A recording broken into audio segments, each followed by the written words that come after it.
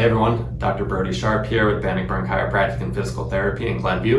We're going to get back into carpal tunnel syndrome today and how we diagnose it. So the first thing we do is we take the history from a patient. So no matter what you're presenting here with, one of the most important things is to get your history. So kind of the first thing we'll look at is your age. So carpal tunnel is most common between the ages of 36 and 60 years old. And then we'll look at things like your occupation, your activities of daily living, basically what you do every day that would kind of lead to this condition. So whether you have a desk job, you're using a mouse and a keyboard for a good amount of your day, that could play a huge part and lead to the syndrome. Whether you have diabetes, you have arthritis, females have 3 times more likelihood to develop this condition than males. Also, ladies who are pregnant can get some fluid retention in that forearm and then compressing that median nerve. And then lastly, the main thing is, do you have that numbness or tingling? Do you have the actual symptoms of carpal tunnel?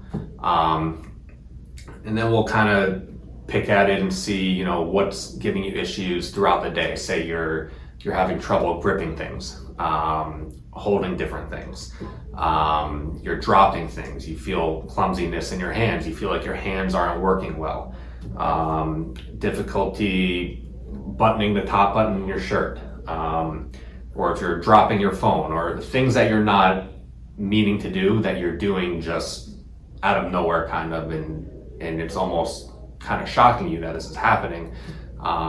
Those are all pretty good indicators that you may have this condition. Lastly, to somewhat confirm that you do have carpal tunnel syndrome, we'll do a few different orthopedic tests. So first test we'll do is Phelan's test, which we'll get into in a minute. Then we'll do Tinel's tap, and then we'll do Durkin's test. So we'll do the orthopedic tests, and then we'll also kind of examine the area to see, what's going on. We'll move the wrists around, check out the different forearm muscles, and kind of figure out if you do have the carpal tunnel syndrome. All right, so next week we will get into how we actually treat it and get you better. All right, so we'll see you next week.